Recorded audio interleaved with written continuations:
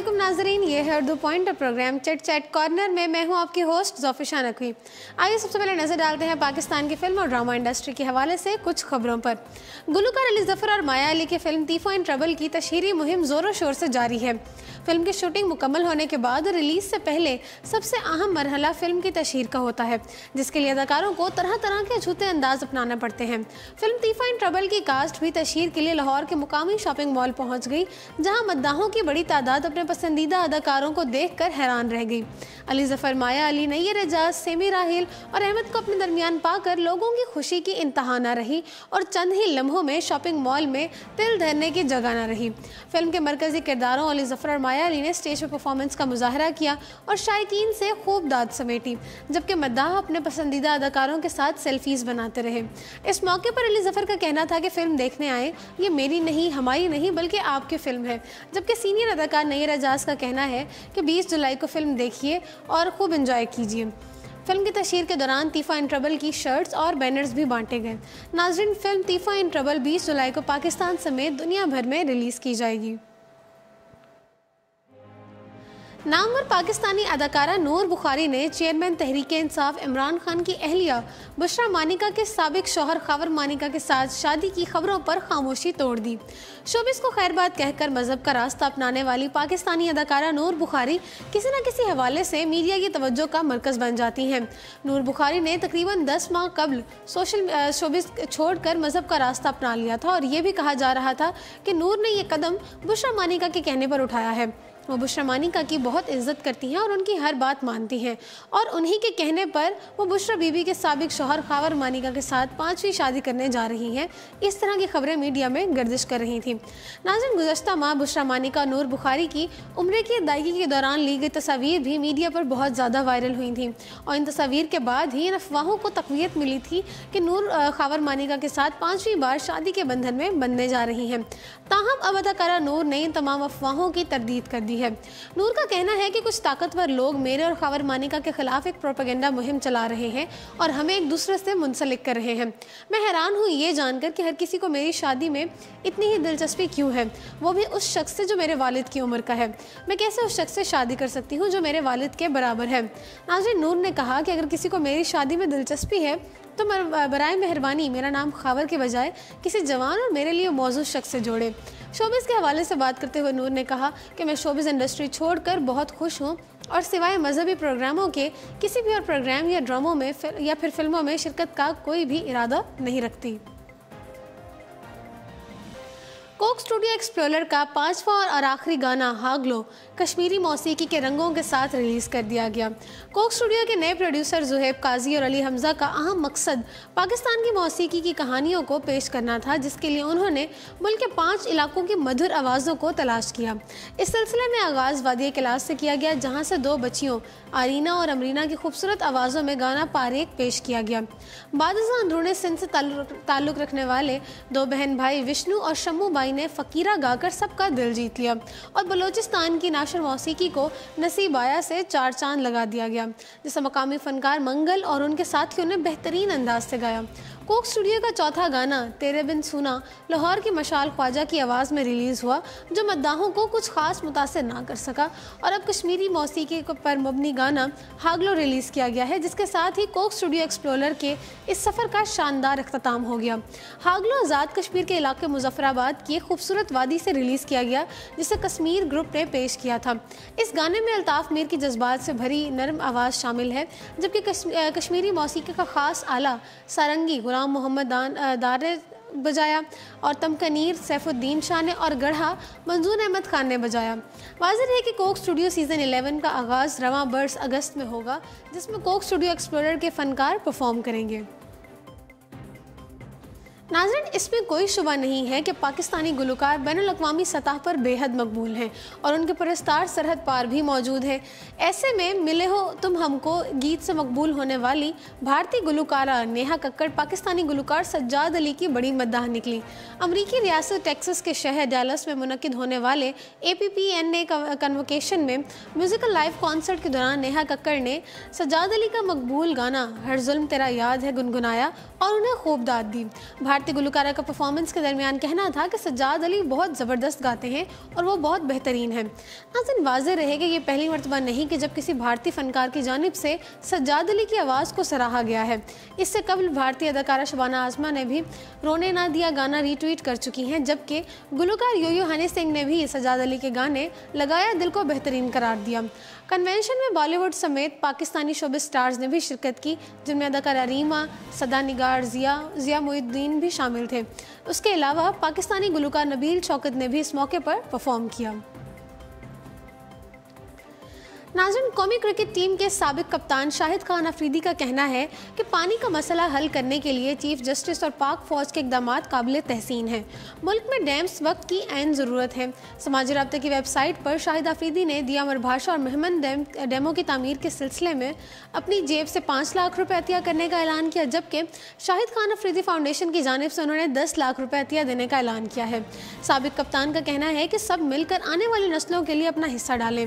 नाज़रीन, अतिया की रकम वतन वापसी पर जमा कराऊंगा, ऐसा शाहिद खान अफरीदी ने कहा है। दूसरी जानिब मारूफ अदाकार हमजा अली अब्बासी ने भी समाजी राब्ते की वेबसाइट पर बैंक में जमा कराए गए अतिये की रसीद शेयर की है, जिसमें देखा जा सकता है कि उन्होंने 3 लाख रुपए जमा कराए हैं।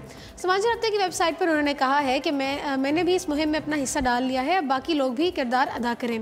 डैमों की तामीर के मसले पर चीफ जस्टिस पर मुकम्मल एतमाद का इजहार करता हूँ। नाज़रीन, अदाकार ने अपने मद्दाहों और दीगर पाकिस्तानियों से भी अपील की है कि वो दिया मरभाषा और मोहम्मद डैम में तामीर में बढ़ चढ़कर हिस्सा लें। आइए अब ज़रा रुख करते हैं बॉलीवुड का। बॉलीवुड की नौजवान अदाकारा आलिया भट्ट की रणबीर कपूर के हमरा नीतू सिंह की सालगिरह पर पेरिस ना जाने की वजह सामने आ गई। भारतीय फिल्म नगरी में अपनी अदाकारी से हलचल मचाने वाले चॉकलेटी हीरो रणबीर कपूर और आलिया भट्ट इन दिनों फिल्मों की मकबूलियत के साथ साथ दोनों के दरमियान चलती केमिस्ट्री की वजह से भी खबरों की जीनत बने हुए हैं, जिसका एतराफ़ दोनों ही अदाकार कर चुके हैं और एक दूसरे की फैमिली से भी मुलाकातें भी जारी हैं। लेकिन अचानक इस सिलसिले में कमी देखने में आई, जिसकी वजह आलिया भट्ट का इनकार किया जाना है, जो उन्होंने की वालदा नीतू सिंह की सालगिरह पर पेरिस जाने से किया था। भारतीय मीडिया रिपोर्ट्स के मुताबिक भट्ट खानदान के करीबी ज़राए का कहना है कि आलिया की पेरिस ना जाने की असल वजह उनके वालिद और मारूफ हिदायतकार महेश भट्ट हैं, क्योंकि भट्ट साहब हमेशा चाहते हैं कि अदाकारा को अपनी तमाम तवज्जो काम पर रखनी चाहिए और इसी वजह से आलिया भट्ट ने अपने वालिद के हुक्म की पासदारी करते हुए नीतू सिंह की सालगिरह पर पेरिस जाने के बजाय अपनी फिल्म ब्रह्मस्त्रा की शूटिंग पर जाने का फैसला किया। वाज़ेह है कि रणबीर कपूर की ज़िंदगी में आलिया भट्ट से कबल अदाकारा दीपिका पादुकोण और कतरीना कैफ भी आ चुकी हैं। ताहम दोनों अदाकाराओं के साथ रणबीर कपूर का रिश्ता ज़्यादा अरसे तक ना चल सका और रणबीर ने अपनी राहें उनसे जुदा कर ली थीं। बॉलीवुड के वर्सेटाइल अदाकार नवाजुद्दीन सिद्दीकी के खिलाफ भारत के साबिक वजीर आज़म के लिए नामुनासिब अल्फाज इस्तेमाल करने पर मुकदमा दर्ज कर दिया गया। भारतीय मीडिया के मुताबिक अदाकार नवाजुद्दीन सिद्दीकी और सैफ अली खान इन दिनों भारत की पहली Netflix original web series the secret games में काम कर रहे हैं। ये सीरीज़ शहर में होने वाले जराइम, सियासत और करप्शन से मुताल्लिक है। रिपोर्ट्स के मुताबिक सीक्रेट गेम्स की 6 जुलाई को नशर होने वाली किस्त में नवाजुद्दीन सिद्दीकी ने साबिक भारतीय वजीर आज़म राजीव गांधी के लिए नामुनासिब अल्फाज इस्तेमाल करते हुए उन्हें फुट्टो कहा था, जिसके बाइस नवाजुद्दीन सिद्दीकी के खिलाफ मुकदमा दर्ज किया गया है। शिकायत मगरबी बंगाल के कांग्रेस कमेटी के रुकन राजीव सिन्हा ने दर्ज कराई है, जिसमें मौक़िफ़ इख्तियार किया गया है कि सीरीज़ के प्रोड्यूसर और नेटफ्लिक्स ने साबिक वजीर आज़म राजीव गांधी की शख्सियत बिगाड़ने की कोशिश की है। इसके अलावा सीरीज़ में हक़ाइक़ को गलत अंदाज में पेश किया गया है। वाज़ेह है कि सीक्रेट गेम्स की हिदायत अनुराग कश्यप और विक्रम आदित्य ने दी है, जबकि भारतीय मुसन्निफ़ विक्रम चंद्रा के जुराइम पर मबनी बेस्ट सेलिंग नॉवल पर बनाई गई है। नाज़रीन, बॉलीवुड अदाकारा तापसी पन्नू ने एतराफ़ करते हुए कहा है कि भारत में मुसलमानों को जानबूझकर निशाना बनाया जाता है। भारतीय मीडिया के मुताबिक अदाकारा तापसी पन्नू ऋषि कपूर के साथ फिल्म मुल्क में अदाकारी के जौहर दिखा रही हैं। फिल्म में तापसी एक वकील का किरदार अदा कर रही हैं, जो अपने मुसलमान मौक्कल पर से गिरदारी का मुकदमा ख़त्म करवाने की जंग लड़ेंगी, क्योंकि उन्हें यकीन है कि उनके क्लाइंट को मुसलमान होने की वजह से जानबूझकर निशाना बनाया जा रहा है। फिल्म में ऋषि कपूर मुस्लिम शख्स का किरदार निभा रहे हैं, जिनकी फैमिली को दहशतगर्दी के इल्ज़ाम में फंसाया जाता है। अदाकारा तापसी पन्नू ने फिल्म के ट्रेलर लॉन्चिंग की तकरीब के दौरान एतराफ़ करते हुए कहा है कि भारत में मखसूस मज़हब के अफराद को जानबूझकर निशाना बनाया जाता है और ये सब इंतहाई परेशान कुन होता है और मेरी फ़िल्म करने की बड़ी वजह भी यही है। कि मैं फ़िल्म के ज़रिए ये सब सामने ला सकूं। फिल्म मुल्क के हिदायतकार अनुभव भासा का कहना था कि जब हमने इस फिल्म को शुरू किया था तो उस वक्त हमें बहुत मनफरी तबसरे सुनने को मिले थे, लेकिन मुझे खुशी है कि मैंने फ़िल्म मुकम्मल कर ली। नाज़रीन, ये फ़िल्म सिर्फ हिंदू मुस्लिम के बारे में नहीं है, बल्कि उन तमाम लोगों के बारे में है जो एक दूसरे के ख़िलाफ़ हैं और एक दूसरे के लिए लड़ रहे हैं। हिंदू मुसलमान से लड़ रहा है, सिख हिंदू से लड़ रहे हैं, शिया सुन्नी से लड़ रहा है, ब्राह्मण ठाकुरों से लड़ रहे हैं। तो ये फ़िल्म, उनका कहना था कि ये फ़िल्म हमारे मुल्क में जारी मसाइल के बारे में है। फिल्म मुल्क में अदाकारा तापसी पन्नू और ऋषि कपूर के अलावा अदाकार आशुतोष राणा भी अहम किरदार निभा रहे हैं और फिल्म 3 अगस्त को नुमाइश के लिए पेश की जाएगी। अब जरा नजर डालते हैं कुछ बैनुल-अक़वामी खबरों पर। थाईलैंड के गार में फंसे जाने वाले जूनियर फुटबॉल टीम के 12 खिलाड़ियों और उनके कोच को किस तरह तलाश किया गया, अब ये सारे मनाजिर शायकीन फिल्म की सूरत में देख सकेंगे। खबर रसां इदारे राइटर्स के मुताबिक 2 प्रोडक्शन हाउस कंपनीज मिलकर इस वाक़े पर मबनी फिल्म बनाएंगी, जिसमें देखा जा सकेगा कि किस तरह 12 बच्चों और उनके कोच को बाहिफाजत गार से निकाला गया और इस मिशन इम्पॉसिबल को किस तरह के रेस्क्यू इक़दामात के जरिए मुमकिन बनाया गया। रिपोर्ट के मुताबिक थाई हुकूमत और थाई बहरिया की जानिब से एवन हेवी पिक्चर्स के बैनर तले ये फिल्म बनाने का फैसला किया गया है, जिसके हिदायतकार जॉन एम चो होंगे। जॉन एम चो का कहना था कि ये खूबसूरत कहानी होगी जिसमें एक इंसान दूसरे इंसान को बचा रहा है, इससे ज़्यादा अच्छा क्या होगा। दूसरी जानिब फिल्म को बनाने के लिए अमरीकी प्रोडक्शन हाउस प्योर फ्लेक्स का नाम भी लिया गया है। ख्याल है कि जूनियर फुटबॉल टीम अपने कोच के हमरा 23 जून को थाईलैंड के शुमाली सूबे चियांग राय में वाक़ मारूफ गारों के सिलसिले में सैर के लिए गई थी। इस दौरान मानसून बारिशों के बायस पूरी टीम गार में फंस गई थी। ताहम रेस्क्यू इदारों की जानिब से उनकी खोज लगाए जाने के बाद बच्चों को 10 जुलाई को रेस्क्यू ऑपरेशंस करके बाहिफाजत बाहर निकाल लिया गया। नाज़रीन, अमरीकी मॉडल काइली जेन सबसे कम उम्र अरबपति बनने की जानिब गामजन है।